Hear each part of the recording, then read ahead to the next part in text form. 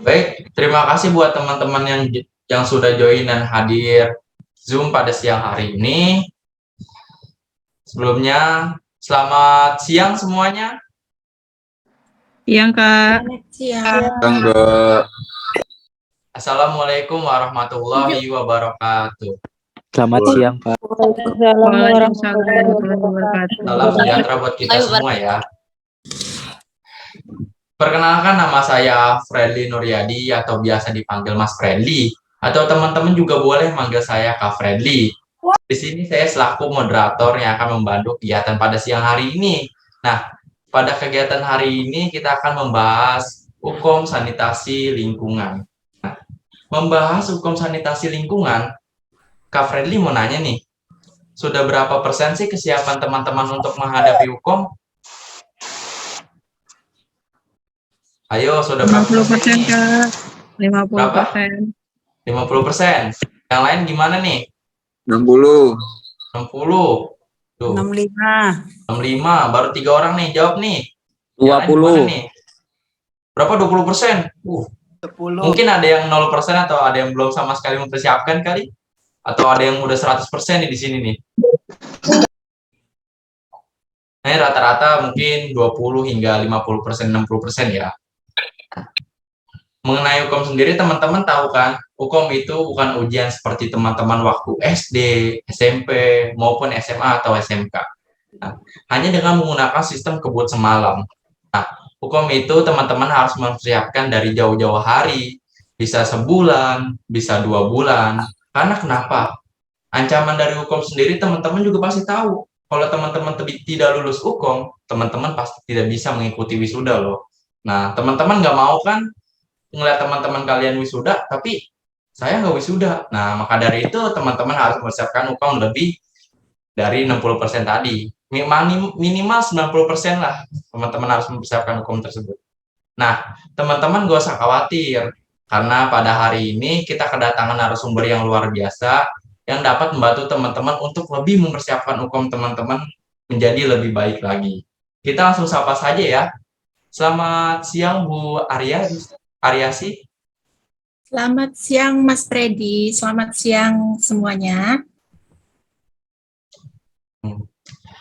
Gimana kabarnya Bu? Baik Mas, baik. Alhamdulillah Sehat-sehat baik. Semoga semua dalam kondisi sehat ya Mas ya. Alhamdulillah, amin, amin, amin. Lihat dari jumlah orangnya nih Bu, teman-teman pada antusias ya Bu ya untuk belajar, untuk mempersiapkan hukumnya ya Bu. Ada 288 orang. Ini. Iya, siang hari bukan waktu tidur ya, tapi siang hari waktu semangat kita untuk mencari ilmu. Baik teman-teman, karena Bu Aryasi sudah hadir di tengah-tengah kita, maka kita akan mulai kegiatan pada hari ini ya. Nah, saya infokan kembali untuk teman-teman yang ingin menjawab, teman-teman bisa langsung jawab di kolom chat saja ya. Dan jika teman-teman ingin bertanya, teman-teman bisa raise hand dan teman-teman bisa nyalakan mic. Ya, agar kenapa? Agar kita kondusif pada saat diskusi. Oke.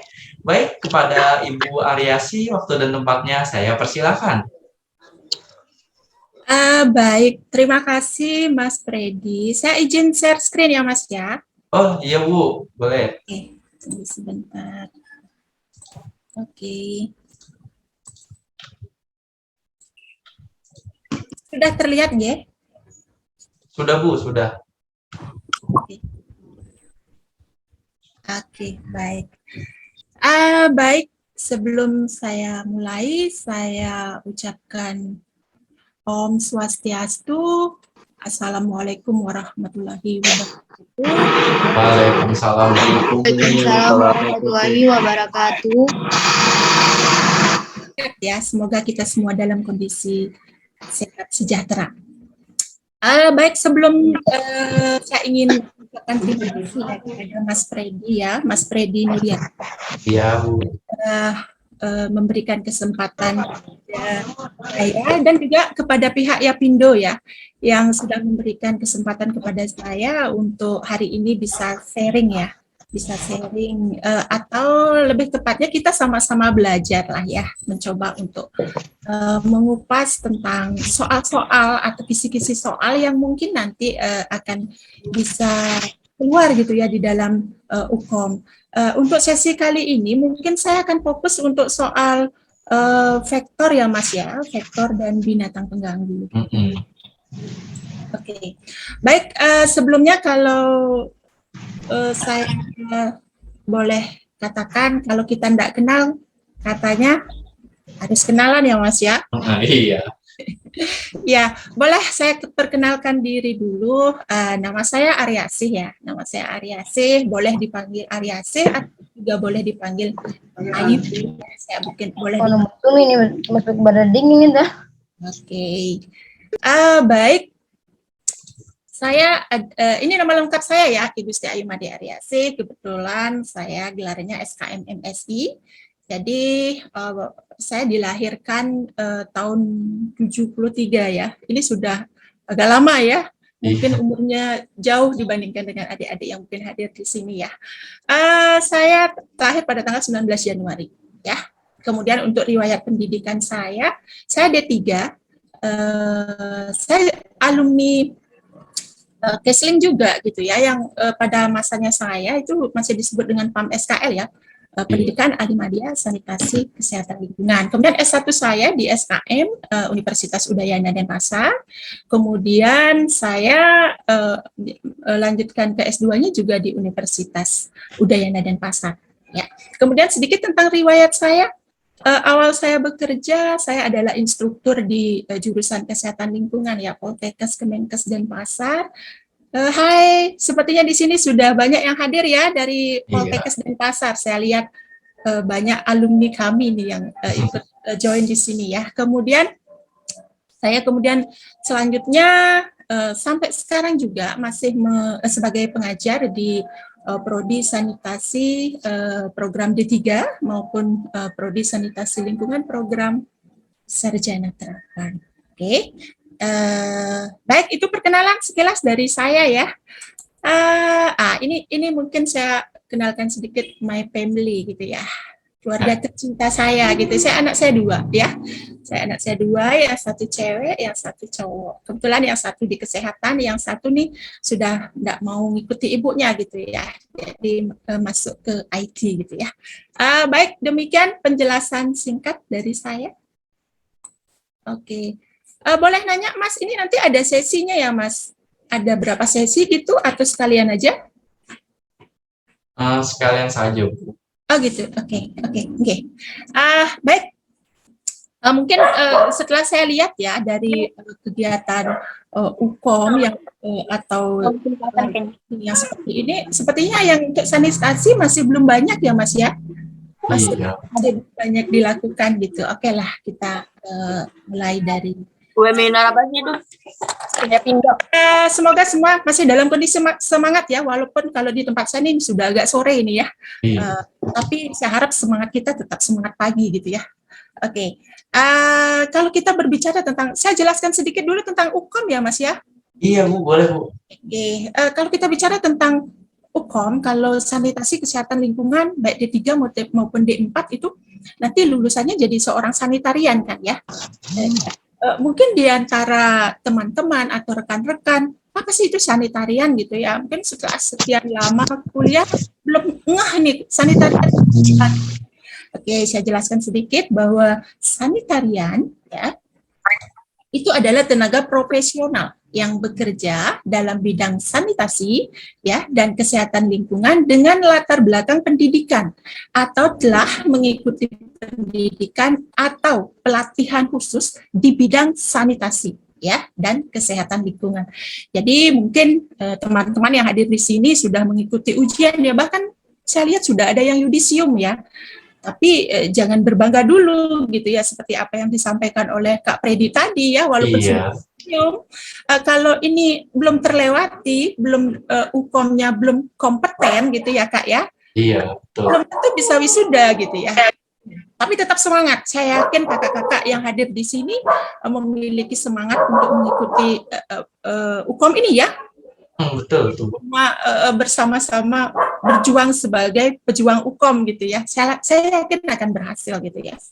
Oke, itu sanitarian, baik dari 3 maupun D4, nanti lulusnya ya sanitarian gitu. Nah, apa sih saya nanti lulus sebagai sanitarian, saya ini harus kompeten di bidang apa gitu ya. Apa sih kompetensi saya gitu ya, itu yang harus kita pertanyakan. Dan itu yang harus kita siapkan nih untuk menghadapi UKOM gitu ya. Oke. Nah, sebelum bisa diwisuda, kita harus UKOM dulu, harus dinyatakan lulus UKOM ya. Jadi dengan catatan nanti yang lulus UKOM itu kompeten dan yang tidak kompeten gitu rasanya ya Kak ya. Kemudian seberapa penting sih UKOM itu? Ngapain sih saya sudah kuliah lama, sudah lulus skripsi, sudah lulus ujian akhir, kok harus UKOM lagi gitu. Ya. Nah, ada beberapa alasan ya. Nah, ini mengacu pada Undang-Undang Nomor 36 Tahun 2014 ya, terutama pasal 21 ayat 3, itu ditujukan UKOM ini untuk mencapai standar kompetensi lulusan, ya, yang memenuhi standar kompetensi kerja. Artinya bahwa Anda setelah lulus sudah siap di dunia kerja gitu ya, dengan standar yang sudah ditetapkan. Apa sih kompetensi yang harus Anda kuasai?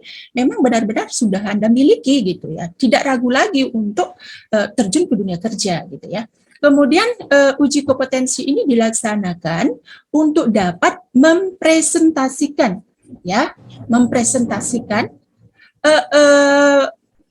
kompetensi lulusan ya, sekaligus kompetensi profesional seorang sanitasi. Sebelum punya STR, sebelum UKOM baru bisa maju ke STR, sebelum punya itu kita belum bisa mengatakan diri kita profesional. Iya, harus UKOM dulu, baru STR gitu ya. Karena STR ini salah satu persyaratan kita nanti juga di dalam melamar pekerjaan, kan seperti itu ya pengalaman selama ini ya. Demikian ya, kenapa sih kita UKOM? Sudah ada bayangan ya. Nah, jadi kalau saya simpulkan di sini nih ya, bahwa UKOM itu merupakan proses pengukuran pengetahuan ya, ada knowledge-nya ya, pengetahuan, keterampilan ya, selain tahu harus terampil. Kemudian perilaku juga ya, walaupun pintar tapi perilakunya tidak berbudi luhur gitu misalnya, ya mungkin belum 100% kompeten gitu. Jadi ada 3 hal ya, ada pengetahuan, keterampilan, dan perilaku ya. Kemudian dari peserta didik pada perguruan tinggi ya, yang menyelenggarakan pendidikan tinggi di bidang kesehatan. Kalau di sini mungkin ya yang D3 Kesling maupun yang D4 Kesling. UKOM itu wajib, kompeten itu wajib, gitu ya Kak ya? Ya, betul. Oke, jadi UKOM sanitarian itu adalah proses pengukuran ya. Sekarang Anda sudah lulus nih, lulus skripsi, lulus tugas akhir, ujian sudah dilalui. Sekarang yang akan diukur itu adalah pengetahuan ya, keterampilan dan perilaku tenaga kesehatan lingkungan ya, yang dalam memberikan pelayanan sanitasi yang terukur ya. Jadi ada standar-standar tertentu nanti ketika Anda bekerja di lapangan gitu ya, dan berkualitas ya. Di mana nih nanti pekerjaannya, baik itu dalam bidang sanitasi pemukiman, tempat kerja di fasilitas pelayanan kesehatan, fasilitas umum, tempat kerja, dan tempat-tempat rekreasi, dan tempat kerja lainnya ya. Seperti kita tahu nih, Kesling itu tempat kerjanya luar biasa gitu ya. Jadi di mana saja Kesling bisa gitu ya, di Peskon, kemudian fasilitas kesehatan, kemudian di hotel, industri, luar biasa gitu ya. Peluang kerja Kesling luar biasa. Tetapi walaupun demikian, sekali lagi kita mesti kompeten. Ya, seperti itu. Kuncinya kita harus kompeten gitu ya. Oke, saya lanjutkan. Nah, untuk bisa dinyatakan kompeten, ya apa sih ya area kompetensi kita di bidang apa saja gitu. Mungkin ini yang akan membedakan kita dengan profesi-profesi yang lain ya, misalnya dengan perawatkah, bidan, TLM, gizi dan lain sebagainya. Ya, untuk kompeten ini ada beberapa poin ya yang harus dipenuhi, yaitu pertama di dalam hal kompeten di dalam pengelolaan informasi. Ya, jadi Kesling nih harus paham tentang berbagai macam informasi kesehatan. Sekarang sudah zamannya IT ya, segala informasi itu harus update. Ya, tidak ada istilah tidak tahu, karena sekarang dimanapun kita bisa akses informasi, kan seperti itu ya. Kemudian memiliki landasan ilmu yang ilmiah. Ya, jadi Kesling belajar itu adalah ilmiah gitu ya. Misalnya nanti kita di lapangan melakukan pengukuran atau pengambilan sampel air gitu, misal harus didasari pada kriteria-kriteria atau standar-standar yang ilmiah, seperti itu yang harus dikuasai ya. Di samping itu perilaku juga ya, terkait dengan sanitasi kesehatan masyarakat dan perilaku masyarakat. Seperti kita tahu ya, sekarang masyarakat kita seperti apa gitu ya. Boleh dikatakan luar biasa, heterogen gitu ya, dengan berbagai karakter, dengan berbagai perilaku, dengan berbagai budaya dan lain sebagainya. Tidak ada alasan nanti Anda di lapangan merasa kagok gitu ya. Jadi Anda harus pahami itu, harus kuasai, memiliki landasan ilmiah. Itu juga harus dikuasai. Kemudian memiliki keterampilan kompetensi atau kompeten di bidang keterampilan seorang tenaga sanitasi lingkungan. Artinya apa? Anda sudah kuliah nih, 6 semester atau 8 semester. Nah, keterampilan yang didapatkan ya, mungkin dari segi praktek, PKL yang sudah didapatkan, itu harus benar-benar dipahami betul gitu ya. Keterampilan di bidang air, pengambilan sampel vektor, air, limbah dan lain sebagainya. Itu harus dibuktikan nanti gitu ya dalam uji UPOM ini. Kemudian selanjutnya adalah pengelolaan pelayanan sanitasi lingkungan. Nah, ini maksudnya ketika Anda terjun di lapangan, ditugaskan di lapangan, menemukan permasalahan terkait kesehatan lingkungan, Anda harus paham bagaimana nih mengelola permasalahan ini, menganalisis permasalahannya, kemudian menentukan alternatif dan lain sebagainya. Itu yang harus dipahami. Nah, kemudian bagaimana nih mengimplementasikannya gitu ya. Nah, ketika nanti sudah lulus, yang diharapkan Anda memiliki jiwa kepemimpinan dan komunikasi yang efektif. Ya. Tenaga sanitarian keluar dari kampus, terjun ke dunia kerja, harus pinter-pinter nih berkomunikasi gitu ya. Siapa tahu saja nanti Anda di lapangan memegang peran penting sebagai seorang pemimpin, baik di Paskes atau di tempat kerja yang lain. Anda harus paham betul, memiliki jiwa-jiwa kepemimpinan, kemudian komunikasinya efektif gitu ya. Tidak ada istilah malu-malu gitu nanti di lapangan, tidak ada. Jadi harus punya rasa percaya diri, komunikasi yang benar, dan itu harus dikuasai betul. Ada tekniknya yang mungkin sudah Anda pelajari gitu ya. Kemudian mawas diri dan pengembangan diri. Nah, ini yang penting ya. Salah satu contoh yang kita lakukan hari ini ya, ini termasuk pengembangan diri gitu ya. Jadi sekarang teknologi, ilmu, pengetahuan itu terus berkembang. Kita sebagai tenaga sanitarian nanti harus update gitu ya, update dalam pengembangan diri ya. Ikut pelatihan, mencari info terkait dengan perundang-undangan yang baik, profesional dan berbudi luhur. Nah, ini penting ya. Walaupun pintar, kompeten dalam berbagai hal, tapi budi luhur wajib. Ya, nah itu secara keseluruhan area kompetensi yang harus kita kuasai ya di bidang sanitasi lingkungan. Oke.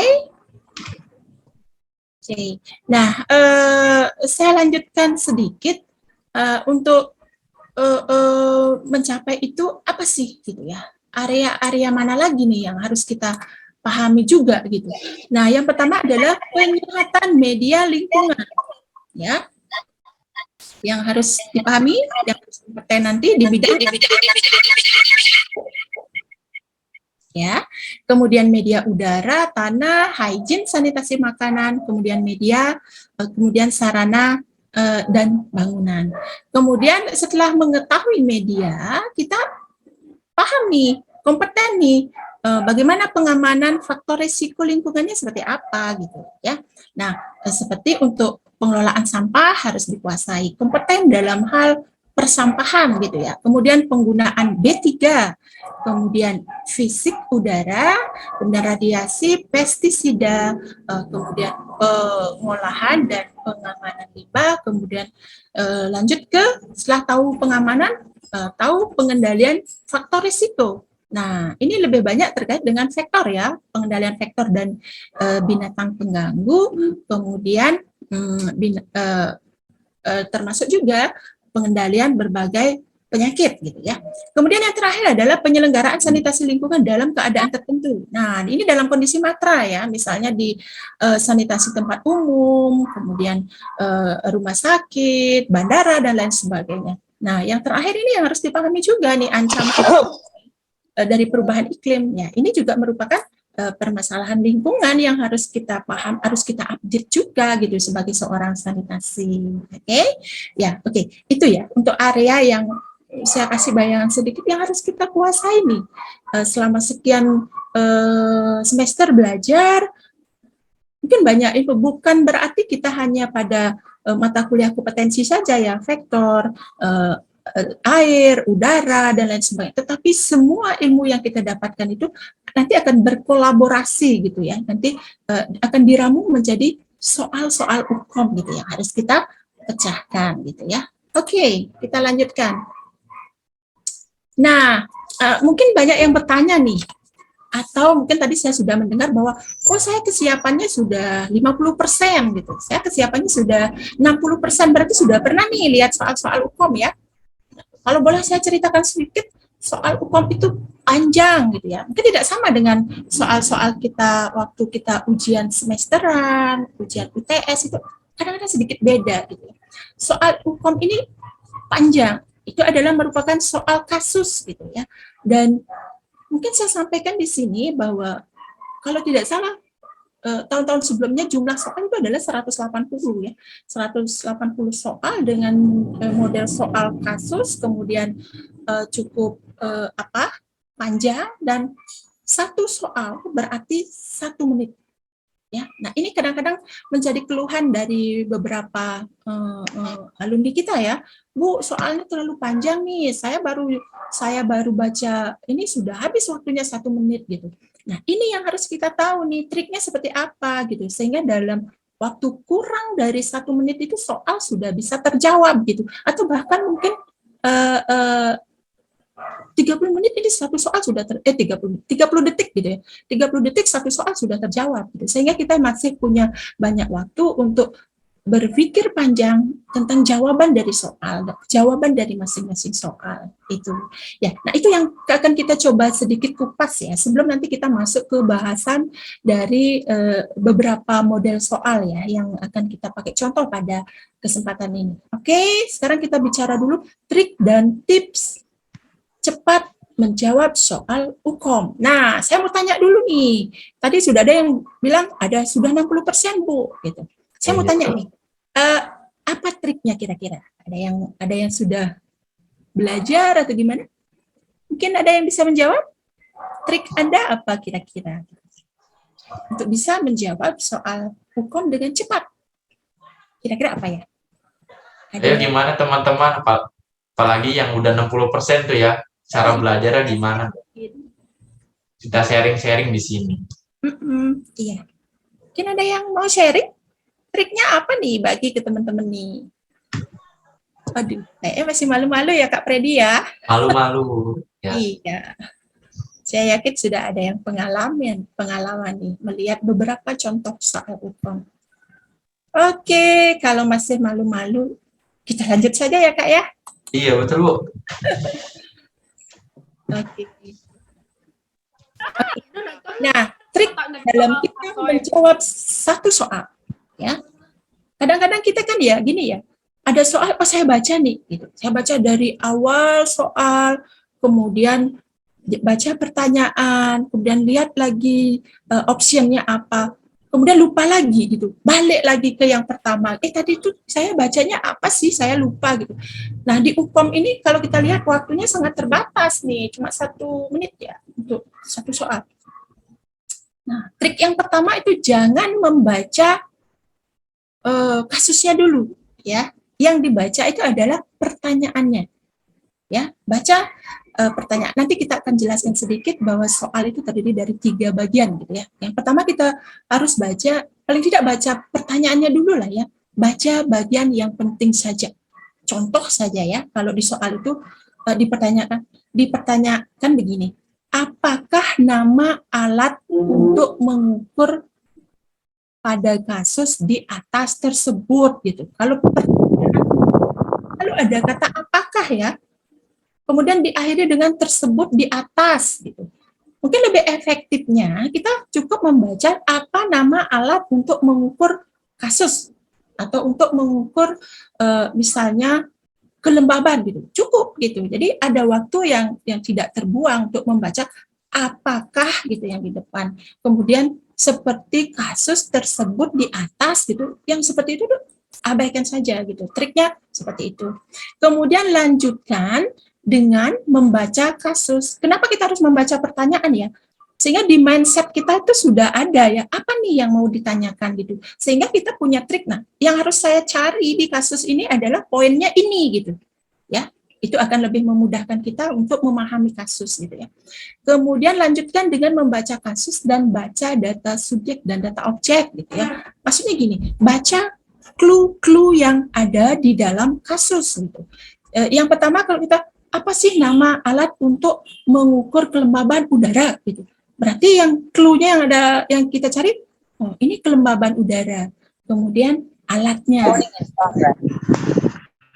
Oke. Kemudian abaikan pengecoh soal.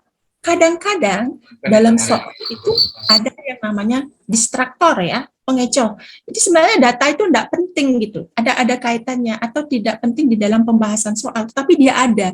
Nah, ini kadang-kadang juga mengacaukan. Bukan berarti keberadaan distraktor ini membodoh-bodohi peserta atau peserta ujian, tidak sama sekali ya. Ini untuk bagaimana peserta bisa lebih fokus, bisa lebih teliti gitu ya. Data-data mana nih yang dipakai di dalam pembahasannya seperti itu. Kemudian baru lanjutkan dengan membaca pilihan jawaban. Ya, saya rasa nanti akan kita praktekkan ya. Nanti akan kita praktekkan. Oke, itu beberapa trik ya yang bisa menjadi jurus jitu ya di dalam membahas, menjawab soal UKOM secara cepat kurang dari 30 detik. Ya, itu yang mungkin bisa dipegang ya. Nah, seperti yang saya sampaikan tadi bahwa bentuk soalnya itu seperti apa sih gitu. Mungkin sedikit beda ya dengan soal-soal yang di ujian UTS gitu atau tebak-tebak teka-teki silang gitu. Jauh berbeda gitu ya. Itu namanya soalnya PIGNET ya, PIGNET. PIGNET itu artinya soal kasus ya. Itu terdiri dari 3 bagian. Yang pertama itu ada namanya STEAM ya. Nanti kan kita lihat. STEAM atau badan soal. Ini adalah kasusnya. Ya. Kemudian yang bagian kedua ada namanya lead in. Ya, lead in itu bagian pertanyaan. Ini yang harus kita perhatikan pertama kali. Oke. Kemudian yang ketiga itu ada namanya pilihan jawaban atau option. Nah, kalau UKOM itu biasanya dari A sampai E ya, pilihannya A sampai E. Nah, perlu saya tekankan di sini bahwa belum tentu jawaban pada option itu gitu ya.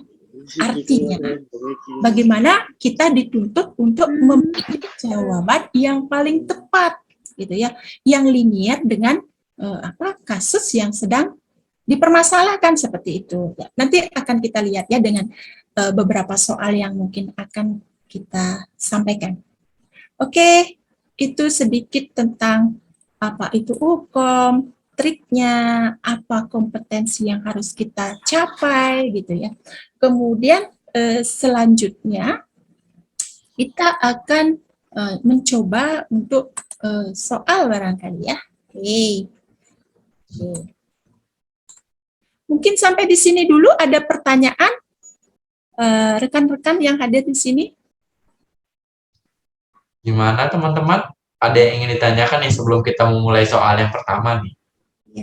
Siapa tahu ada yang sudah pernah mengikuti gitu ya, atau retracker gitu ya, mungkin sudah punya pengalaman. Oh ini loh kesulitan saya waktu dulu seperti ini gitu. Ya mungkin di sini banyak yang fast tracker ya, Kak Feby Iya. ya. Tapi tidak apa-apa. Oke, ada yang mungkin kita harus sharing? Oke, dari teman-teman, dari rekan-rekan. Masih malu-malu ternyata ya Kak Freddy ya. Iya, malu-malu Bu ini Bu. Waduh, gimana nih calon sanitarian nih, malu-malu. Nanti di lapangan nggak bisa malu-malu dong, seperti tadi ya, harus menguasai kompetensi di bidang komunikasi aktif gitu. Oke, enggak apa-apa Pak. Ya, mungkin ini hal yang pertama ya. Oke, saya lanjut sedikit ke soal. Ya, sekalian juga saya menjelaskan atau mengaitkan dengan yang tadi ya. Mana sih yang disebut dengan kasus gitu ya, badan soal. Nih, saya baca mungkin pelan-pelan ya. Mungkin bisa dihitung nih waktu saya membaca ini ya. Bener nggak nih waktunya lebih banyak dibandingkan dengan trik yang akan kita pakai nanti gitu ya. Oke, saya coba mulai ya. Dalam upaya pengendalian penyakit tular vektor, maka secara berkala petugas entomologi melakukan suatu survei pada pemukiman penduduk yang ada di wilayah kerjanya. Beberapa hal yang diperlukan dalam kegiatan tersebut adalah peralatan dan bahan survei. Salah satu alat yang dipakai dalam pelaksanaan kegiatan tersebut adalah sling hygrometer, yaitu untuk mengukur kelembaban nisbi udara. Pertanyaan, ini yang dua ya, yang disebut dengan lead it, ya. Termasuk kategori apakah alat tersebut? Nah, untuk opsi pilihannya ada A, peralatan survei umum, B, peralatan survei khusus, C, peralatan survei terpadu, D, peralatan survei nyamuk, dan E, peralatan survei larva. Oke, sambil berpikir ya. Nah, seperti yang saya katakan tadi, apa yang harus kita baca nih terlebih dahulu ketika melihat soal hukum? Kalau kita baca adalah termasuk kategori apakah alat, ini tersebutnya ini mungkin kita abaikan saja gitu ya. Jadi ini maksudnya merujuk ke kasus gitu ya. Termasuk kategori apakah alat. Oh, jadi dalam pikiran kita sudah ada nih, oh yang ditanya nih alat gitu ya. Alat nih yang ditanya. Kita harus melihat secara cepat di dalam kasus ini ya. Ini alat yang ada nih. Oke. Kita harus melihat secara cepat nih. Alat di sini apa sih gitu. Oh, sling hygrometer. Ya, sudah ketemu ya clue yang pertama? Sling hygrometer ya. Kemudian yang kedua, clue-nya adalah peralatan dan bahan survei. Ya. Nah, kemudian berarti ini bukan kita harus sepenuhnya mengabaikan yang kalimat-kalimat di atas ini ya, tetapi kita clue-nya sudah ketemu. Oke, kita baca secara cepat akhirnya ya yang di kalimat-kalimat yang lainnya. Tetapi clue-nya sudah kita pegang. Nah, baru kemudian kita melihat kepada ini, apa namanya, optionnya, pilihan optionnya. Ya, seperti yang saya katakan tadi, belum tentu semua yang tertulis di sini salah, gitu ya, jawaban yang salah. Dan yang kedua, kadang di option itu ada juga namanya distraktor, ya, pengecoh, gitu ya, pengecoh, sehingga kadang ini membagi konsentrasi dari peserta, gitu ya, sehingga menimbulkan keraguan-raguan lagi untuk memilih yang mana sih yang benar. Oh, rasanya ini. Kadang-kadang pengecoh ini sangat mengganggu gitu ya, tetapi memang ada fungsinya, bukan sembarangan ditaruh di soal gitu ya. Oke, nah baik, sudah kita satu soal, mungkin ada yang bisa menjawab nih, teman-teman yang ada di sini, kira jawab. Teman-teman jawab.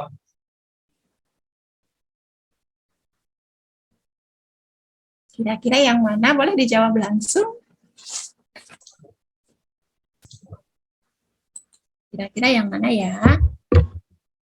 Ayo. Oh, ada dua kubu nih ya Bu ya, yang jawab nih. Oh gitu, nggih. Ada kubu B dan kubu A. Kubu B dan kubu Oh, variatif Bu, ada C juga. Ada C, ya ada C.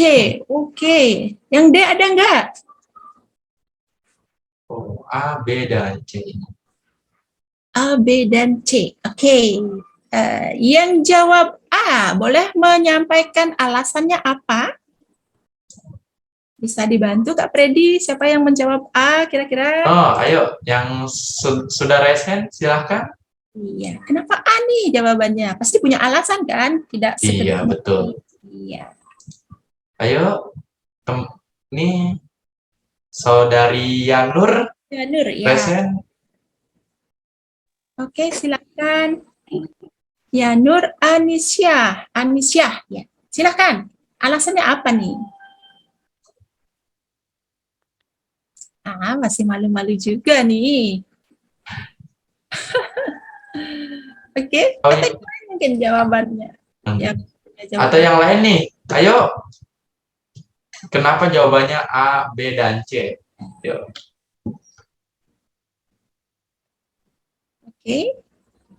Waduh, masih malu-malu juga nih. Malu-malu ya Bu ini Bu. Oke, kita tunggu ya. Nanti di soal berikutnya tidak ada malu-malu lagi ya. Iya. Saya coba untuk pembahasannya. Baik. Jawabannya adalah, kita lihat apa ya? Deng. Ya, peralatan survei nyamuk. Ya. Kenapa ya? Ini jawabannya D, gitu ya. Seperti yang saya katakan tadi. Oke, kita kembali ke soal dulu ya. Nah, ini ada peralatan survei umum. Sebenarnya dia juga tidak sepenuhnya salah itu ya. Kemudian survei khusus tidak sepenuhnya salah ya, khusus dalam survei nyamuk gitu sebenarnya. Tetapi ini kurang spesifik gitu ya. Kemudian peralatan survei terpadu tidak salah juga sebenarnya karena survei nyamuk ini adalah merupakan bagian dari survei terpadu gitu ya. Sehingga yang paling tepat, yang paling spesifik itu adalah survei nyamuk ya. Ini digunakan untuk survei nyamuk. Nah, kalau survei larva itu tidak digunakan ya. Oke, selanjutnya untuk membahas soal-soal model ini ya, saya rasa ini cuma satu contoh ya. Saya lihat di beberapa contoh soal UKOM itu masih banyak sekali ya yang soal model-model peralatan ini, penguasaan tentang keterampilan dan alat ya. Nah, nanti sebagai kuncinya, clue-nya, teman-teman bisa mempelajari ya, memahami tentang ini Permenkes RI nomor 374 ya. Menkes tahun 2010 ya. Jadi bagi yang sudah pernah membaca nih secara detail isinya pasti tahu, nah oh iya di sana ada gitu ya. Untuk peralatan-peralatan lain, oh iya ya ada hygrometer, kemudian salinometer gitu. Pasti sudah ada bayangan ya. Jadi kuncinya nanti pelajari tentang ini Permenkes ini ya 374 2010. Oke. Bagaimana Kak Freddy, bisa dilanjutkan atau di-cut dulu? Setelah kedua ya. Lanjutkan dulu Ibu di nomor 2. Oke, saya lanjutkan ke soal nomor 2. Oke. Silahkan dibaca. Saya tidak membaca lagi. Pakai trik saya yang tadi nih. Baca apa? Pertanyaan, kasus, temukan clue baru ke option. Oke, siapa yang bisa menjawab nih? Saya tidak baca.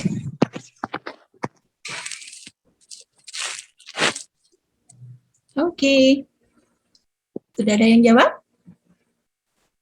Ayo teman-teman, ayo. Masih malu-malu nggak? Iya ini Bu, malu-malu Bu. Malu nih. Jangan takut, kita di sini sama-sama belajar ya Bu ya. Oke, benar. Saya juga belajar ya. Makanya saya bilang saya di sini adalah teman belajar, gitu ya, bukan narasumber ya. Bukan narasumber. Kita sama-sama belajar. Gitu. Oke, ada yang jawab?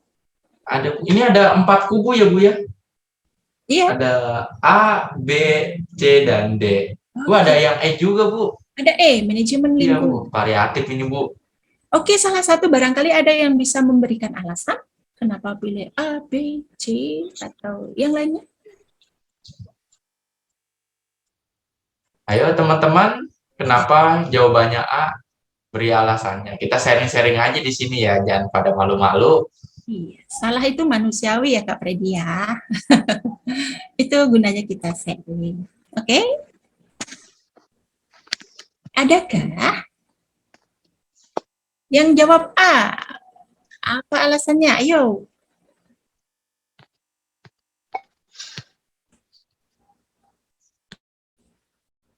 Ayo teman-teman yang jawab A, apa nih alasannya nih? Kenapa bisa jawab A? Gitu teman-teman. Gitu. Yang jawab B atau yang jawab C? Silakan. Pasti ada argumennya ya. Kalau Ukom nggak boleh, kira-kira ini nih. Saya menghayal dulu nih jawabannya apa ya, kira-kira A aja dah, B aja deh, C aja, nggak boleh begitu ya. Kita harus punya argumentasi yang akurat gitu ya. Betul ya Kak Freddy ya? Iya betul. Bu, ada yang ini Bu, C, karena merupakan kegiatan yang bersifat sementara. Oke, karena hanya merupakan kegiatan yang bersifat sementara. Oke. Yang lain? Dari kubu E nih Bu. Dari kubu E karena harus memanage lingkungan. Oke, ya, harus memanage lingkungan. Oke. Ada juga karena kegiatan sementara dan bisa terjadi kegiatan mengulang. Oke. Ayo, untuk yang lain gimana nih? Ada yang jawab D? Oke, ya, masih ragu-ragu ya. Oke, sekarang kita lihat ya, dari kasusnya ini ya, dari pertanyaan. Kegiatan apa yang dimaksud? Kegiatan apa yang dimaksud? Kalau pada kasus di atas itu abaikan saja gitu ya. Nah, kegiatan ini yang ditanya nih kegiatan gitu ya. Oke, kita lihat kegiatan melakukan pembersihan lumut di kolam lagun dan genangan air payau. Oke, itu clue-nya. Ya. Untuk menekan yang selanjutnya, clue berikutnya adalah menekan perkembangbiakan nyamuk Anopheles. Oke, yang lain saya abaikan. Oke. Berarti apa nih kegiatan ini gitu. Tadi ada yang menjawab ini bersifat sementara gitu. Ada yang menjawab mungkin ini akan sedikit berbeda dengan yang memilih jawaban D ya, modifikasi lingkungan. Nah, alasannya jawabannya D ya, jawabannya D ya, jawabannya D. Mungkin yang jawab C itu terletak pada ini bersifat sementara apa permanen sih gitu. Ya, mungkin akan kita bahas sedikit. Modifikasi lingkungan adalah suatu transformasi fisik permanen jangka panjang ya terhadap tanah, air dan tumbuh-tumbuhan atau mencegah menurunkan habitat jentik tanpa mengakibatkan kerugian bagi manusia. Clue-nya transformasi fisik permanen. Kalau pembersihan lumut itu permanen enggak? Permanen ya. Permanen. Kemudian jangka panjang. Kemudian terhadap vegetasi, tumbuhan. Mungkin yang menjawab ini tadi C apa tadi ya? Manipulasi ya, Kak? Sorry. Coba kita lihat yang C, oke. Manipulasi lingkungan. Nah, kalau manipulasi lingkungan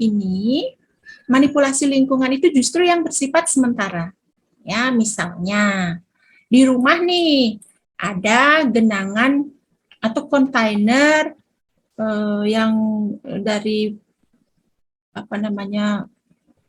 kaleng bekas gitu ya, ada airnya. Kemudian kita balik nih kaleng ini masih ada gunanya sebenarnya gitu ya. Besok mau kita pakai gitu. Kita balik. Nah, ini kan sementara ya, besok juga kita pakai lagi gitu. Itu namanya manipulasi. Tapi kalau modifikasi itu jangkanya lebih panjang, jangka panjang ya. Kalau pembersihan lumut misalnya itu lebih ke jangka panjang. Mungkin teman-teman yang belajar tentang karakteristik, kemudian bionomik vektor Anopheles itu udah paham betul ya bagaimana modifikasi lingkungan dilakukan gitu ya. Oke, itu jadi jawabannya adalah D. Ya. Apakah jawaban A, B, kemudian E itu sepenuhnya salah gitu? Tidak ya. Jadi yang sekali lagi saya katakan bahwa yang paling tepat itu adalah D gitu ya. Yang pertama sanitasi lingkungan, membersihkan lingkungan, sanitasi lingkungan kan. Oke, tapi ini masih bersifat umum. Kemudian manipulasi lingkungan seperti tadi bedanya dia sementara dan permanen. Kalau modifikasi tadi lebih permanen. Manajemen lingkungan Nah, ini lebih umum karena sebenarnya dalam manajemen lingkungan itu juga termasuk manipulasi lingkungan dan modifikasi lingkungan. Jadi yang paling spesifik itu adalah modifikasi lingkungan, ya. Begitu caranya kalau kita menjawab soal ini benar, ini benar, ini benar. Yang paling menukik ke kasus terkait dengan pertanyaannya apa gitu ya. Itu yang harus kita pintar-pintar untuk menganalisisnya. Oke. Baik, Kak Freddy. Kita Ada yang bertanya nih sebelumnya nih, Bu. Mau Yes. tanya, Bu, pembersihan lumut kenapa kegiatan permanen?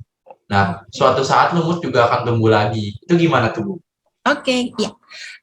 Kenapa permanen? Sekarang kegiatan pembersihan lumut itu sudah banyak teknik-teknik yang apa ya istilahnya modern gitu ya, yang modern yang bisa memberikan efek yang jauh jangka panjang gitu ya, sehingga lumut tidak bisa tumbuh lagi. Terutama di kalau kita berbicara tentang nyamuk Anopheles, kita berbicara tentang breeding place ya, tempat berkembang biaknya itu kan dia lebih ke ini ya air payau ya, atau ke apa namanya persawahan gitu ya. Ini tergantung pada spesiesnya gitu ya. Ini efeknya lebih jangka panjang, lebih permanen gitu.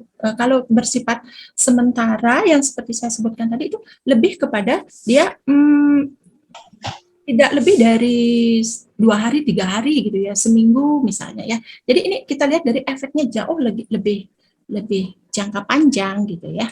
Oke, itu yang bisa saya berikan jawabannya. Oke, ada lagi? Gimana teman-teman? Ada lagi yang ingin ditanyakan? Mungkin sudah paham semua nih ya dari soal nomor 1 dan nomor 2 nih ya teman-teman. Iya, ini soal masih kita coba bahas yang mudah-mudah gitu ya, sebagai pemanasan nih gitu. Mungkin pada sesi-sesi berikutnya kita akan coba ke hitungan-hitungan atau pemahaman-pemahaman yang memerlukan analisis yang lebih gitu ya. Iya. Oke. Sudah ya Kak Freddy? Sudah Sudah, terlihat? Bu. Oke, kita lanjut ke soal berikutnya. Kita sampai jam berapa ya Kak Freddy ya? Kita sampai jam 3, Bu. Oh, jam 3 WIB ya. Kebetulan Iya. nih. Di sini. Oke. Kita masih punya kurang lebih 7 soal ya, 8 Iya. soal. Oke, selanjutnya bagaimana teman-teman rekan-rekan masih on kah? Masih pada semangat belum nih? Makasih, Bu. Kalau saya tuh enggak suka kalau selamat sore gitu ya. Selalu semangat pagi gitu ya, sehingga kita punya semangat untuk lebih baik gitu ya. Oke deh. Tadi saya sudah mendengarkan penjelasan dari pihak Yavindo ya, luar biasa ya Kak ya. Jadi dengan murah kita bisa mendapatkan kesempatan 6 kali gitu ya. Kalau rata-rata berapa ya Kak ya? 15 ribuan ya. Kalau dibawa ke warung sekali habis ya Kak ya, tetapi sekali ikut dengan 15.000 kita dapat ilmu gitu ya, dan dapat kesempatan untuk belajar gitu ya, dapat hasil nanti semoga gitu ya, kompeten gitu ya, kalau kompeten berarti ya Kak ya, semoga saya doakan semoga semua lulus. Nah caranya apa gitu, ada 3 Kak untuk bisa lulus nanti, hanya 3 ini ya caranya.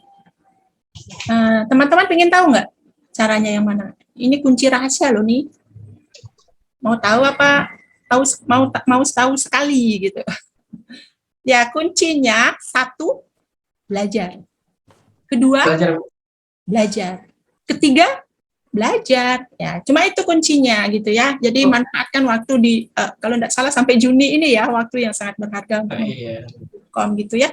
Oke, dan jangan lupa berdoa gitu ya. Itu yang paling ampuh itu gitu ya. Oke, kita lanjutkan ya dengan soal, semoga masih semangat. Ya, ini ada soal nomor 3. Oke, saya tidak bacakan. Silahkan gunakan trik yang sudah saya sampaikan tadi untuk menjawab soal ini. Kira-kira soal ini jawabannya yang mana ya? Oke, bisa langsung dijawab. Bu, sudah banyak yang jawab nih Bu. Ini berarti sudah dipraktekkan nih Kak Freddy ya, trik-triknya. Betul itu Bu.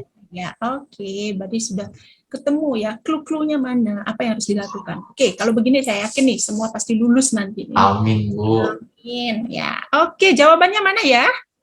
Mungkin bisa Ini dibantu Kak Freddy. ada jawaban dari kubu A, ada dari kubu B, C, dan E. Variatif, Bu, ini semuanya, Bu. Ya. Oke, ini sebenarnya hafalan ya Kak Freddy ya. Ini knowledge gitu ya. Jadi pengetahuan ini harus banyak belajar dari apa? Mungkin sudah dapat teori-teori di bangku kuliah gitu ya, dari materi vektor, entomologi gitu. Saya rasa ini sudah sering dibahas ya. Oke, kita coba buka jawabannya. Iya, jawabannya ada C ya, jam 6.30 sampai jam 8.30. Alasannya apa? Nah, ini mungkin nanti bisa dilihat di ini ya, di Permenkesnya apa?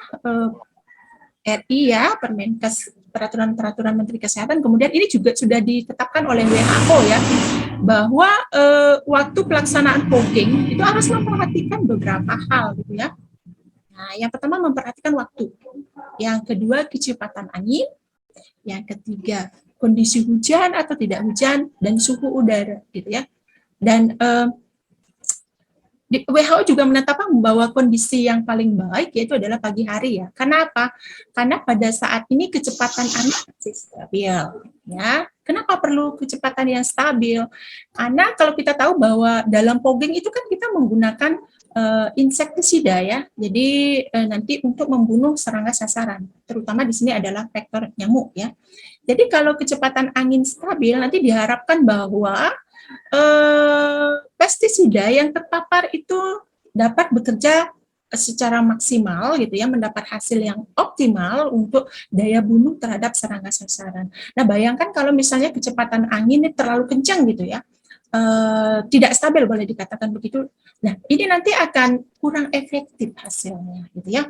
Nah, ini bisa didapatkan pada pagi hari gitu ya. Kemudian yang perlu diperhatikan lagi bahwa perhatikan ini jangan sampai kita melakukan fogging pada waktu hujan deras gitu ya. Walaupun misalnya ini pagi nih jadwalnya fogging nih, tetapi hujan deras sekali gitu ya, jangan dilakukan gitu ya. Ini beberapa hal yang harus diperhatikan ya. Ini sudah ditetapkan oleh WHO ya. Kemudian kondisi yang tidak baik itu adalah pada waktu pertengahan pagi sampai pertengahan sore ya. Boleh dikatakan siang hari gitu ya. Di mana kecepatan angin itu biasanya medium sampai kuat atau di atas 13 km per jam itu tidak baik gitu ya, tidak tepat kita melakukan fogging. Kemudian pada saat hujan lebat juga ya, dan pada suhu udara yang atas. Kadang coba di lapangan, Nah, sing anyar ya.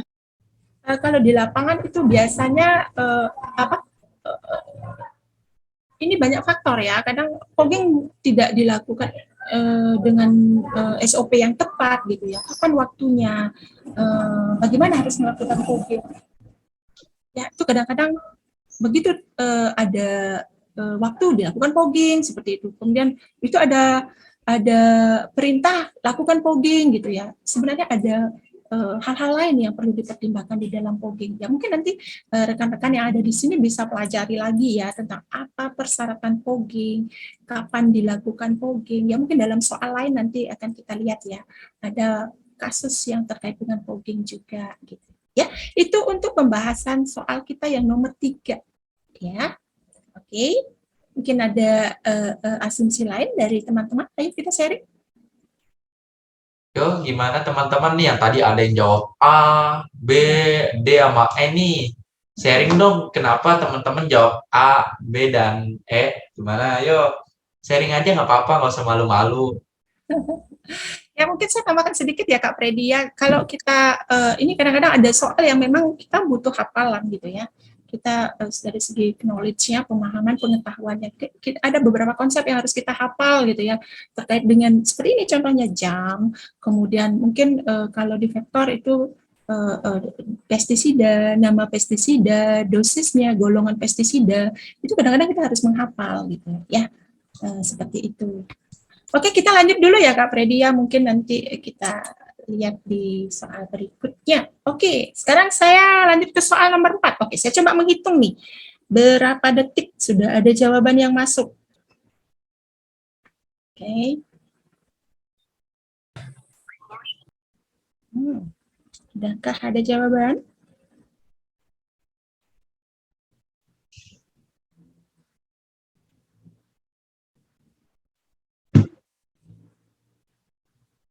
Sudah Bu, ada baru 1 orang nih Bu.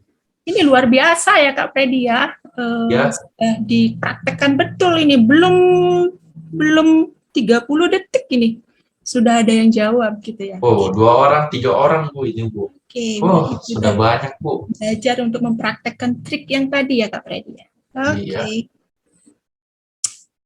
Oke. Nah, saya coba sebelum saya kembali ke jawaban ya, saya lihat nih pertanyaannya. Tindakan, itu clue-nya ya. Jadi ini saya enggak baca nih berdasarkan hasil tersebut gitu ya. Abaikan saja. Tindakan apa yang perlu dilakukan? Nah, ini tindakan gitu ya. Tindakan. Oke, di otak kita sudah oke, ini ditanya tindakan. Tindakan tentang apa gitu. Kita cari clue-nya lagi di soal ini ya. Tindakan apa nih gitu ya. Ini tindakannya pengukuran kepadatan lalat gitu. Ini clue sudah kita temukan yang pertama. Kemudian clue yang lain ini terkait dengan kepadatan lalat, mungkin teman-teman sudah paham juga gitu ya, belajar juga bahwa ada beberapa kriteria ya, kalau tidak salah 4 ya kriteria yang harus dilakukan. Ketika kita sudah tahu berapa indeks lalat ya, indeks kepadatan lalat. Ini di sini adalah 4 ekor per blok flygrill ya. Kita sudah tahu nih 4 ekor per blok flygrill. Nah, kita sudah berpikir nih, kita sudah harus membekali diri kita dengan ada 4 nih kriteria yang harus dilakukan. Dia masuk kriteria yang mana gitu ya. Oke. Pasti jawabannya hanya 1 nih dari jawaban yang ada di sini gitu. Oke, Kak Freddy, ada yang sudah menjawab? Wah, yang masuk mana nih? banyak ini Bu, ada mungkin udah 30 orangan nih Bu yang menjawab nih, variatif jawabannya juga sih.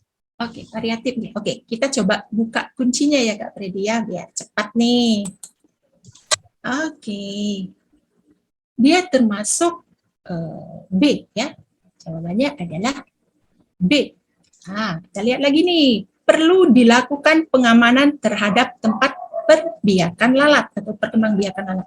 Kita pegang nih 4 ekor per blok grill.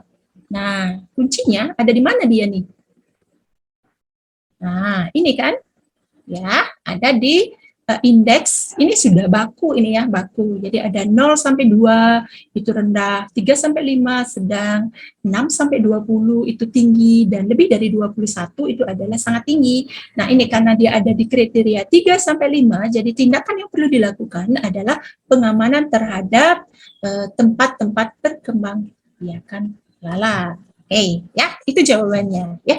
Kemudian ini bisa dipelajari terkait dengan hal-hal seperti ini, soal seperti ini bisa dilihat nanti dalam Permenkes ya yang nomor 50 tahun 2017. Ya, itu di sana ada yang saya baca kriteria-kriteria tentang indeks-indeks ya, apakah itu lalat, nyamuk, kemudian tikus, kemudian pinjal dan lain sebagainya. Silakan nanti dipelajari di sini. Mungkin dalam waktu UPOM berikutnya tidak lalat yang keluar gitu ya. Mungkin saja tentang tikus, tentang kepadatan vektor-vektor yang lain. Ya, itu nanti bisa clue-nya nanti bisa dilihat di Permenkes 50 tahun 2017. Oke, ya. Baik, kita lanjutkan untuk soal yang nomor 5. Oke. Wah, ini sudah masuk ke soal hitungan nih. Tapi hitungannya masih yang ringan-ringan saja, Kak Freddy. Ya, tidak harus memakai sin log tangan gitu ya. Nggak nyampe ke sana. Masih yang ringan-ringan nih. Mungkin waktu-waktu berikutnya akan kita coba dengan hitungan yang ya relatif lebih sulit gitu ya. Oke, ada yang menjawab sudah? Clue-nya dari pertanyaan adalah Ovitrap Index atau indeks Ovitrap, itu yang ditanyakan. Nah, di otak kita nih udah muter nih. Ovitrap Index, rumusnya kayak apa nih? Gitu. Kita udah tahu nih, ini kan ini yang perlu datanya perlu ini. Sekarang kita tinggal nyari nih di soalnya. Ya. Mana nih data yang bisa saya masukkan ke dalam rumus yang sudah saya hafal nih? Gitu. Oke. Ada yang tahu? Ada yang tahu. Ada yang sudah menghitung? Silahkan. Nah, kalau ini tidak ada jawaban A, B, C gitu ya, jawabannya pasti 1 ya Kak Freddy ya. Pak, udah ada yang menjawab nih Bu. Nih jawabannya cepat ya Bu ya, sebelum ada 1 menit ini. Wow, hebat ini ya. Oke. Ada 40 detik nih. Oke. Jawabannya yang masuk apa Kak Freddy? Ini variatif ya Bu, ada yang jawab A, E, D, dan C. Oke, ada yang jawab A ya, yang jawab A itu betul gitu ya. Yang jawab A betul. Nah, sekarang kita lihat clue-nya dulu. Di sini index Ovitref ya. Kalau tidak salah rumusnya index Ovitref itu adalah Ovitref yang positif dibagi dengan jumlah Ovitref yang dipasang kali 100%. Nah, sekarang kita lihat nih. Pada saat sanitarian melakukan survei di suatu lokasi dengan menggunakan Ovitref sebanyak 80 buah yang diletakkan di dalam rumah, ya, dan 80 buah diletakkan di luar rumah. Berarti ada jumlah Ovitrefnya berapa nih? Gitu. Jadi 80 dan 80 ya, ada 160. Kemudian yang Oke, saya lanjut ke pembahasannya ya. Oke, di sini jumlah Ovitref yang positif itu adalah 90 ya dari kasus. Kemudian tadi kita jumlahkan jumlah Ovitref yang dipasang itu adalah 160 kalikan 100%. Jadi hasilnya adalah 56,25. Oke. Nah, kita coba kembali ke soal. Nah, di sini ada dilakukan pada 120 rumah, ya. Nah, ini sebenarnya pengecoh juga, ya. Ini sebenarnya data ini tidak kita gunakan ya. Jadi data yang kita gunakan adalah 80 tambah 80 ditambah kemudian berapa yang Ovitref yang ada telurnya atau yang positif. Jadi di sini ada distraktor, ya. Jadi yang biasanya menjadi pengecoh. Oke, saya rasa ini cukup mudah untuk soal yang ini ya. Dan soal ini sering sekali muncul Kak Freddy, ya, yang beberapa kali UKOM yang sudah dilaksanakan, yang hitung-hitungan yang sering keluar gitu ya, indeks Ovitref, ya, kemudian ABC, ya, angka bebas suntik, ya mungkin nanti kan kita lihat di soalnya, kemudian ada juga menghitung MBR ya, man biting rate gitu ya, ini terkait dengan ini penangkapan nyamuk ya, itu sering sekali muncul ya, walaupun soalnya kadang berbeda-beda ya, tetapi konsepnya yang harus kita pahami ya. Jadi untuk Ovitref index atau sering disebut dengan indeks Ovitref rumusnya ini gitu, yang MBR tuh rumusnya ini, kemudian ABC itu rumusnya ini. Mungkin itu yang perlu dipahami, itu cuma permainan angka saja, dan bagaimana kita mengolah angka yang ada di soal gitu ya. Kadang-kadang panjang, tetapi sebenarnya intinya ada di mana gitu ya, dan mengolah data. Karena kalau soal-soal hitungan dari yang saya lihat itu biasanya tidak langsung ya, seperti tadi misalnya 160 Ovitref yang dipasang, bukan seperti itu. Tadi kan munculnya 80 yang dipasang di dalam rumah, kemudian dan 80 di luar ruangan gitu misalnya. Nah, ini kita harus olah sedikit nih, yang saya butuhkan adalah jumlah Ovitref yang dipasang gitu. Saya harus jumlahkan gitu. Kadang-kadang mainnya untuk soal-soal hitungan seperti itu. Ya, jadi tidak langsung kita dikasih data yang blek tinggal masuk rumus, enggak. Jadi kita harus ngolah-ngolah, muter-muter otak dikit lah gitu ya, untuk menghitung dan masukkan ke dalam rumus. Oke? Oke, sekarang kita lanjut ke soal nomor 6. Oke. Silakan. Tidak baca. Hebat nih Bu. Belum ada 5 detik udah ada yang jawab. Oh iya. Luar biasa. Ya. Oke. Jawabannya apa Kak Freddy? Mungkin saya bisa. Ini 4 orang menjawab A nih Bu. Oke. Jempol untuk yang jawab A ya. Ada lagi? Ya, ini jawabannya juga A semua nih. A semua. Wow, ini sudah ahlinya pernyamukan ini ya berarti. Oke. Saya rasa ini mudah juga ya. Pertama kita lihat. Nah, ini spesies. Apakah? Ya, ini clue-nya. Spesies apa? Ini spesies nih yang ditanya gitu ya. Yang hidup di tempat tersebut. Oh, berarti yang ditanya tempat hidupnya juga ada kaitannya nih. Di clue soalnya. Tempat saluran air kotor. Kemudian clue yang lain lagi, ini yang penting nih. Ada penyakit kaki gajah ya. Kaki gajah atau elephantiasis ya, benar ya. Oke. Penyakit kaki gajah. Sekarang kita berpikir nih, ini juga knowledge juga ya, kita menghafal juga nih apa sih penyebabnya. Oke, vektornya apa nih gitu. Kalau kita lihat dari jawaban yang ada di sini, ya, vektornya nyamuk Aedes, oke, termasuk juga Mansonia, oke, dan D nyamuk Anopheles, iya gitu ya. Kemudian kalau kita lihat dari soal, ini biasanya mengecoh juga ya, ini semuanya benar, ini soalnya salah nih gitu. Ya, jangan buru-buru berpikiran seperti itu. Kadang-kadang kita begitu, ini soalnya salah nih, pasti salah nih yang membuat soal. Yang namanya soal UKOM gitu ya, soalnya itu sudah di screening berkali-kali gitu ya, sudah melalui tim pembahas soal gitu ya, dari segi kelayakan soal gitu. Itu coba lagi deh. Clue yang kedua itu ada hidupnya di saluran air. Ya. Nah, nyamuk, kita belajar nih tentang habitatnya, bionomiknya, perilakunya. Yang paling suka hidup di saluran air kotor adalah relax gitu. Ya. Walaupun sekarang sudah terjadi perubahan perilaku ya Kak Freddy ya. Aedes aegypti pun ada di saluran air kotor gitu ya, karena sudah adaptasi dari vektornya sendiri. Tetapi secara teori dia adalah relax ya, relax, nyamuk relax. Oke, itu jawabannya ya. Oke. Nih ya, ini penjelasannya mungkin ya. Sudah saya sampaikan tadi. Oke. Ya, yang paling masuk akal gitu, yang paling spesifik adalah kulit gitu. Ya. Oke. Soal nomor berapa ya tadi ya? 6 ya. 7. Sekarang kita lanjut ya. Saya lupa nih soalnya sudah sampai berapa. Oke, kita lanjut sampai soalnya nomor 7. Oke. Ini jangan-jangan ada yang kurang dari 10 detik nih.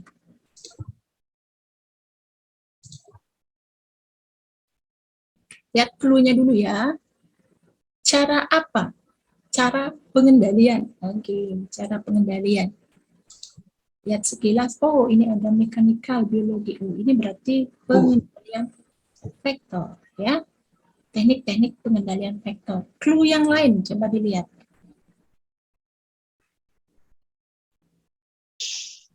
Pengetahuan vektor di pelabuhan, pengendalian vektor di pelabuhan bertujuan melindungi masyarakat dari suatu penyakit, namun dalam pelaksanaannya harus mengacu pada peraturan yang ada. Nah, ini clue udah ada nih, peraturan. Lanjut lagi clue yang lain, undang-undang karantina. Ini clue-nya lagi, ya. Undang-undang karantina bermaksud mencegah masuknya vektor atau introduksi vektor ya dari luar negeri dan mencegah penyebarannya. Salah satunya adalah Peraturan Menteri Kesehatan tentang Standar Baku Mutu Kesehatan Lingkungan dan Persyaratan Kesehatan. Nah, ini clue-nya udah banyak sekali nih. Ada undang-undang, kemudian ada peraturan Permenkes ya. Kemudian apalagi tadi ya? Peraturan, undang-undang. Oke, clue-nya udah tahu nih, jawabannya gampang nih. Termasuk cara apakah? Sudah ada Kak Freddy? Sudah Bu, banyak sekali ya ini Bu. Belum ada 1 menit udah 21 orang yang menjawab ini. Keren. Ini ada 2 kubu nih Bu. Ada kubu A dan kubu E nih Bu. Mechanical dan ya, mechanical dan legal. Ya, kalau saya lebih berpihak ke kubu E.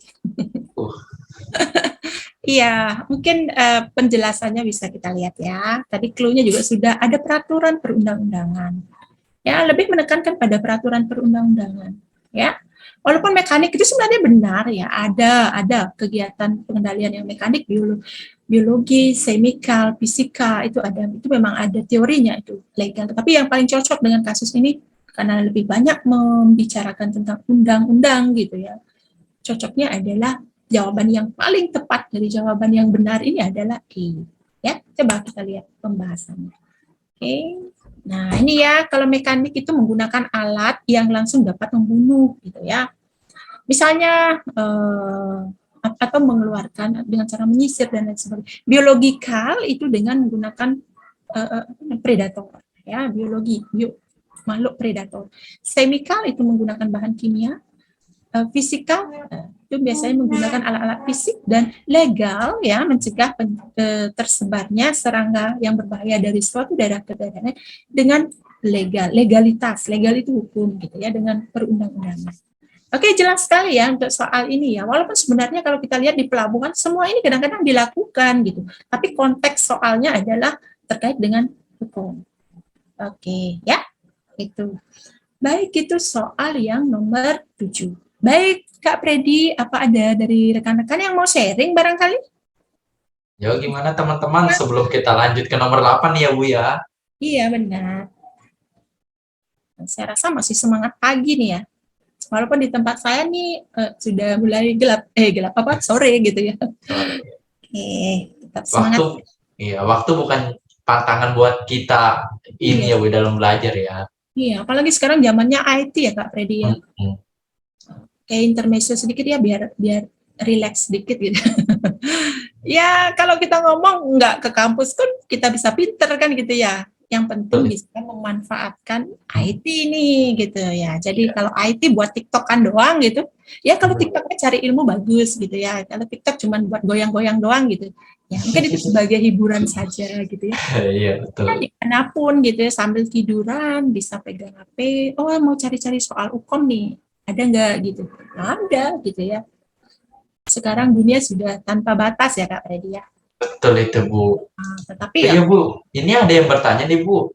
Mohon maaf Bu, izin bertanya. Dalam penilaian hukum itu bagaimana ya Bu? Apakah pure dari hasil ujian atau ditambah dengan IPK atau ditambah dengan IPK atau apa ya Bu ya? Oke. Mungkin saya tidak menyampaikan di awal tadi ya. Oke, iya, betul. Oke, dari pengalaman-pengalaman sebelumnya yang kita belum ini ya dapatkan info pasti juga untuk hukum berikutnya ya.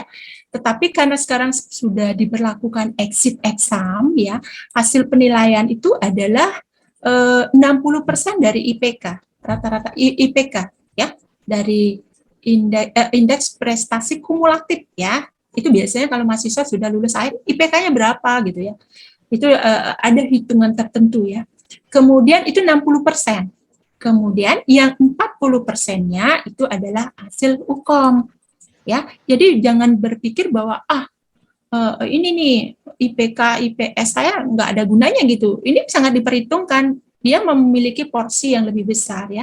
60% untuk IPK ditambah 40% dari hasil UKOM. Nah, itulah yang akan menentukan nasib rekan-rekan nanti ya.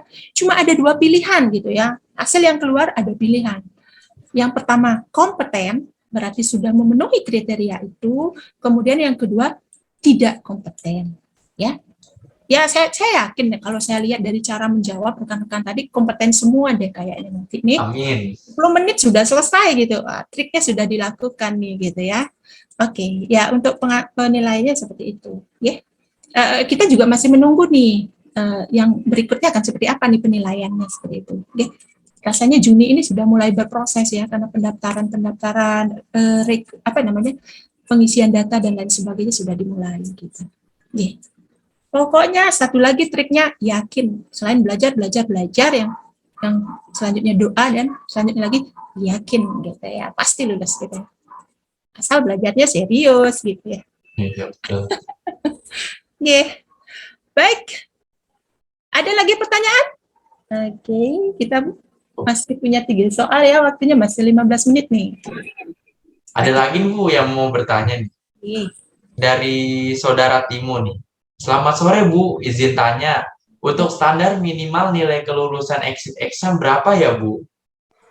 Untuk standar minimal ya, ini sebenarnya dari tahun ke tahun itu kadang-kadang masih ini ya Mas ya, yang ketetapannya itu ada di nanti akan ditentukan gitu. Untuk sementara ini saya belum dapatkan infonya ya tentang standar kelulusan untuk tahun ini berapa gitu ya. Karena kalau kita lihat dari tahun sebelumnya itu masih sempat tarik ulur gitu ya Mas, apakah dipakai pure untuk nilai UKOM saja ataukah ada IPK-nya, sehingga di akhir-akhir kalau tidak salah saya lihat harus di update data di Dikti gitu, harus di IPK-nya harus benar karena ini akan dipakai untuk penilaian UKOM gitu. Kita tunggu saja ya Mas ya nanti untuk selanjutnya. Saya tidak berani karena ini wewenangnya bukan wewenangnya saya gitu ya, nanti saya takut salah gitu ya. Nanti silahkan kita tunggu deh, info pasti ada dari prodi masing-masing, itu biasanya selalu update terkait dengan hal-hal terkait dengan UKOM ini sudah dimulai gencar ini dari awal Juni ini sudah dimulai gitu. Oke. Ya, mungkin dari teman yang lain mungkin ada yang sudah dapatkan info, boleh sharing. Saya belum berani, Mas.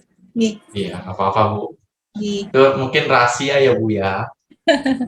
Ya, di samping infonya juga ya masih belum kita dapat pasti gitu ya. Mungkin nanti kalau saya sudah dapat dari prodi saya akan share ke rekan-rekan gitu. Oke. Terima kasih, Mas. Gimana nih teman-teman yang lain? Mungkin ada yang ingin sharing-sharing lagi nih ke Bu Ayu. Yuk nggak apa-apa, nggak usah malu-malu loh. Ini banyak yang Poltekkes dan pasar nih saya lihat nih. Dan pasar ini tadi terlihat wajahnya beberapa. Oke. Pokoknya yakin pasti lulus. Asal belajar gitu ya. Nggak ada yang mujizat dalam hal ini ya. Oke. Baik, karena waktu ya Mas ya, kita lanjut aja ya Mas ya. Lanjut aja Bu. Oke, nanti kalau ada pertanyaan mungkin yang belum terjawab, ya bolehlah kita di WA atau ya. Saya seneng kalau diajak. Biar makin deket ya Bu ya. Lagi gitu ya. Saya merasa tertantang untuk lebih belajar gitu. Oh ini yang saya nggak tahu nih, ada pertanyaan dari mahasiswa saya nih. Saya harus belajar nih. Saya harus browsing dan lain sebagainya. Ya, seperti itu. Oke, kita lanjutkan ke soal nomor 8. Ya, ini sudah. Oke, nomor 8. Ini hitungan lagi nih. Oke, semoga ada yang kurang dari 10 detik ya, Mas ya. Ini hitungan. Kalau ini hebat nih. Yang ditanya berapa ABJ?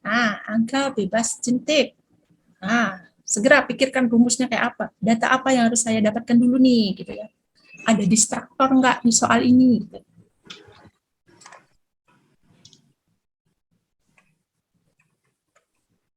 Berapa? Adakah sudah menjawab? Petugas sanitarian puskesmas melakukan pemeriksaan jentik di suatu wilayah binaan dengan single larva metode ya, yang dilakukan pada 100 rumah. Ada data 100 rumah. Dan 37 diantaranya terdapat jentik, berarti 37 positif jentik yang ditemukan di dalam maupun di luar ruangan. Nah, ini di sini nih ada distraktor nih dari 260 kontainer. Ya, ada 100 kontainer yang dinyatakan negatif. Ya, saya buka clue nih. Ini distraktor nih. Ya, enggak kita pakai nih. Yang kita pakai ini nih. 100 dan 37. Ya. Ada yang sudah jawab, Mas? Ini sudah banyak banget ya Bu ya, variatif, dan jawabannya juga beragam. Kurang lebih dari 1 menit Bu, ini kurang dari 1 menit ini jawabannya Bu ya. Semuanya telah menerapkan tips and trick dari Ibu nih. Oke. Ini jawabannya dominan ke D. D. Oke. Coba kita lihat ya. Sekali lagi saya tekankan ini distraktor. Boleh kita buka rumus dulu ya. Rumusnya tuh adalah ABJ, angka bebas jentik, jumlah rumah bebas jentik. Ya, berarti jumlah rumah yang tidak ada jentiknya dibagi jumlah rumah yang diperiksa. Di soal juga agak mengecoh nih. Ada 100 rumah dan 37 diantaranya terdapat jentik. Kita harus mikir nih, yang bebas jentik berapa gitu. Berarti kan terus dikurangi 37 ya. Jadi ada 60. Tinggal masukin rumus. 63 dibagi 100 kali 100 sama dengan 63%. Jawabannya adalah D. Ya, berarti benar yang D, yang tadi jawab kurang dari 10 menit, jempol. Sebelum 10 detik gitu. Jempol gitu ya. Oke, sudah. Ya, ini mungkin tidak perlu kita banyak bahas ya Mas ya, karena ini rumus ya. Yang penting nanti clue-nya adalah latihan dengan berbagai variasi soal ya. Coba deh kita lihat soal KBJ ini dengan model yang lain gitu ya, dengan trik-trik yang sudah saya pakai. Oke? Oke, kita lanjutkan ke soal nomor 9. Nah, masih 2 soal nih. Oke, sekarang silakan. Berapa detik nih?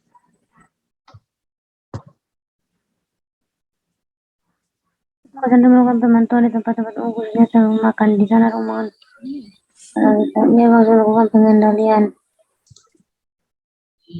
Sudah ada yang jawab nih, Bu. Oke. Dengan diketahui untuk pengendalian Ya, dari awal ya. Ini bocor nih, bocor. Ayo, terapkan trik yang tadi. Udah ada Mas jawabannya? Sudah ada, Bu. Ini sekarang lebih dominan ke kubu A nih, Bu. Kubu A, fly Iya. trap. Oke, fly trap. Mosquito trap, fly trap. Oh, fly trap. Kalau saya kurang setuju ya dengan A ya. Kita lihat dulu nih soalnya. Oke, yang jawab A mungkin bisa dipertimbangkan. Ada yang jawab B enggak? Ada Mas? Ada, Bu. Ada. Oke, saya lebih mihak ke B kali ya. Dalam hal ini saya lebih mihak ke B. Kenapa? Saya terlempar ya tadi ya. Iya. Oke, ya sekarang sudah join lagi. Ya, kita lanjut aja ya Mas ya. Ini ya kendalanya kalau kita pakai ini ya media, karena di tempat saya sering ini kendala sinyal. Oke, sudah terlihat ya Mas ya? Sudah, Bu, sudah.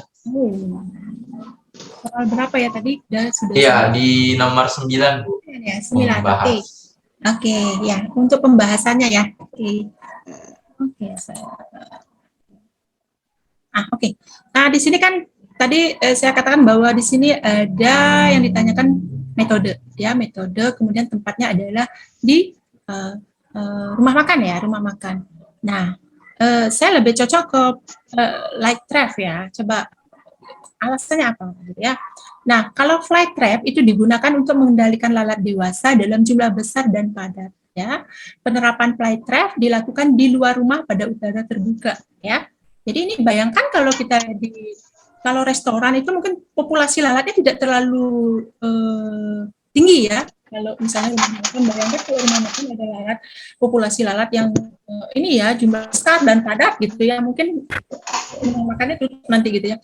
Kemudian kalau light trap itu perangkap serangga yang menggunakan cahaya, lebih sering digunakan pada ruangan yang cenderung gelap ya. Sekarang kita harus tahu bahwa karakteristik lalat itu seperti apa. Kalau lalat itu kan dia fototrof ya, dia lebih suka tertarik sama sinar gitu ya. Kalau yang digunakan untuk arahnya adalah sinar untuk menarik gitu ya. Dan kalau kita lihat tempatnya, ini lebih estetis gitu ya Mas ya, dari segi estetika.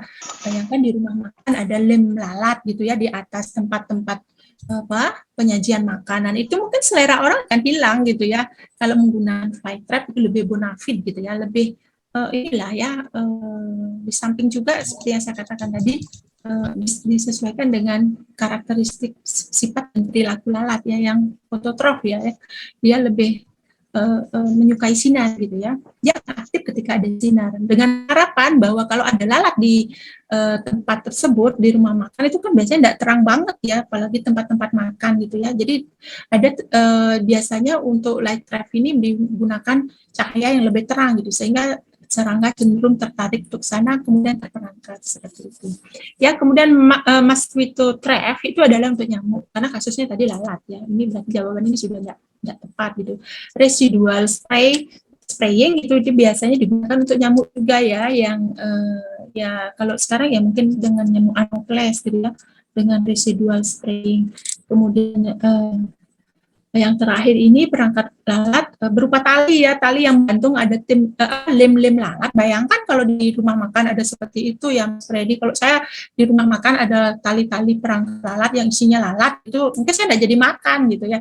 Dari segi estetikanya juga diperhitungkan ya. Jadi jawabannya adalah B ya. Mungkin dari rekan-rekan yang jawab lain ada Mau sharing?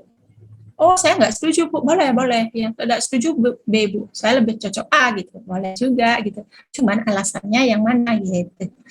Ya, itu yang saya katakan bahwa tidak semua jawaban ini salah, gitu. Tapi kita memilih jawaban yang paling tepat itu yang mana. Ya, mungkin pengalaman kalau ujian sehari-hari itu, pilihlah salah satu jawaban yang menurut Anda paling tepat, kan gitu. Biasanya seperti itu petunjuknya. Kalau pilihlah salah satu jawaban yang benar, gitu. Mungkin jawaban yang lain salah gitu. Tapi kalau di UKOM itu biasanya memilih jawaban yang paling tepat gitu ya. Oke, kita lanjut sedikit, waktunya udah hampir habis nih. Soal nomor 10. Oke, soal terakhir. Silakan. Interpretasi. Wah, ini interpretasi. Ini ke knowledge juga nih.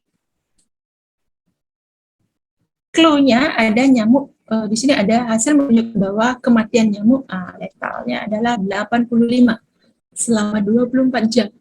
Kemudian fogging. Nah, ini interpretasinya apa? Termasuk nyamuk. Apa yang harus dilakukan? Gitu? Apakah nyamuk termasuk rentan, toleran, resisten? Ya, uji diulang. Gitu. Nah, di distraktor lagi. Sudah ada jawaban yang masuk, Mas? Belum ada nih Bu, mungkin lagi pada bingung nih Bu. Bingung ya. Oke, kita langsung saja ya Mas ya. Kita. Baik Bu, boleh. Nah, ini sudah ketentuan dari WHO nih, kriteria nyamuk ya. Kematian bila kurang dari 80% itu termasuk di dalam resisten atau kebal ya. Dan apabila kematian antara 80 sampai 98% itu adalah tergolong toleran. Dan yang terakhir dengan kematian 99 sampai 100% adalah rentan. Ya, karena ada di rentan ini dia termasuk ke dalam toleran. Nyamuknya sudah toleran gitu ya. Jawabannya C. Oke. Jelas ya? Ini untuk hal-hal seperti ini yang kembali saya sampaikan bahwa untuk kriteria-kriteria seperti ini kembali kita pelajari untuk Menkes yang seperti tadi ya, indeks-indeks itu biasanya sudah ditentukan gitu ya. Nggak ada ketentuan yang harus kita tahu untuk menjawab soal. Baik, itu soal saya yang terakhir. Oke, 10 soal ya sudah kita bahas tuntas ya. Kemudian saya terakhir nih, karena waktu sudah habis ya Mas ya. Iya. Terakhir saya ingin kasih sebuah pantun nih untuk rekan-rekan. Oke. Pantun penyemangat ya. Oke, yang pertama, semangka dibawa berlari untuk berlayar ya. Dibawa Pak Le dari Bengkulu gitu. Mereka yang berhenti untuk belajar hanya akan menjadi pemilik masa lalu gitu ya. Tidak akan pernah punya masa depan gitu ya.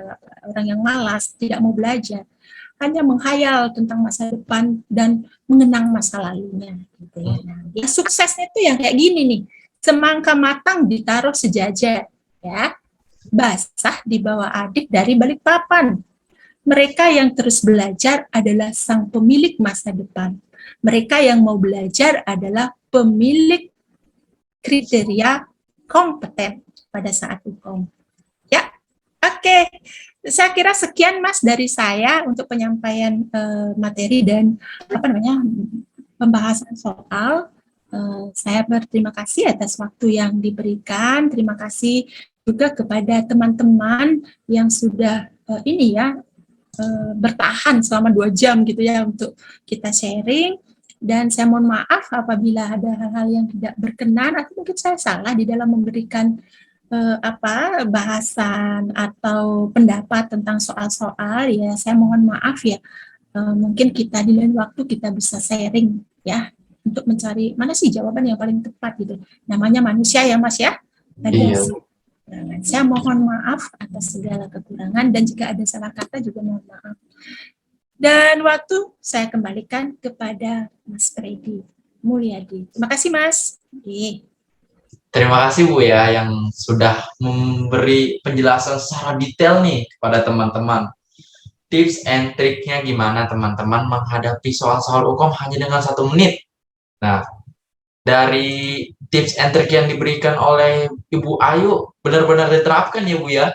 Iya. Dari nomor 2 hingga nomor 10 gitu.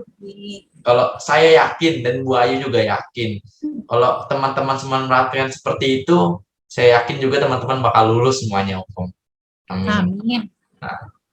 Dan juga seperti Bu Ayu bilang, 3 tips kunci teman-teman untuk lulus hukumnya itu adalah belajar, belajar dan belajar, atau berlatih, berlatih dan berlatih. Karena kenapa? Siapa yang bersungguh-sungguh pasti dia yang berhasil.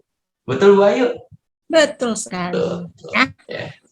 Dan juga saya ingatkan kembali buat teman-teman yang ingin membahas bedah soal seperti ini, PT Apindo menyediakan loh, ada 6 seri. Jadi buat teman-teman yang member dan buat teman-teman yang non member juga bisa berkesempatan ikut loh. Kita ramaikan dan kita bersama-sama di sini belajar dan berjuang untuk menghadapi hukum.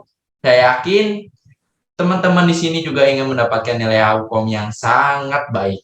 Dan saya ingatkan kembali buat teman-teman yang ingin menghadapi hukum, pertama minta restu kedua orang tua, perbanyak ibadah teman-teman, dan juga yang terakhir terus berlatih, berjuang dan juga belajar. Oke. Dan saya terima kasih nih buat teman-teman yang sudah antusias mendengarkan penjelasan Bu Ayu dari awal hingga akhir. Saya ucapkan terima kasih dan saya doakan 318 mahasiswa yang hadir di sini semuanya dapat lulus hukum dengan hasil yang terbaik. Amin. Amin dong. Amin. Amin. Amin. Amin. Amin. Amin. Saya Fredly Nuryadi. Mohon maaf apabila ada kata-kata yang kurang berkenan di hati teman-teman semua. Karena saya manusia juga pasti punya salah-salah kata ya Bu ya. Amin. Betul. Dari saya, wabillahi taufik wal hidayah. Wassalamualaikum warahmatullahi wabarakatuh. Waalaikumsalam warahmatullahi wabarakatuh. Terima kasih, Kak. Terima kasih, Kak.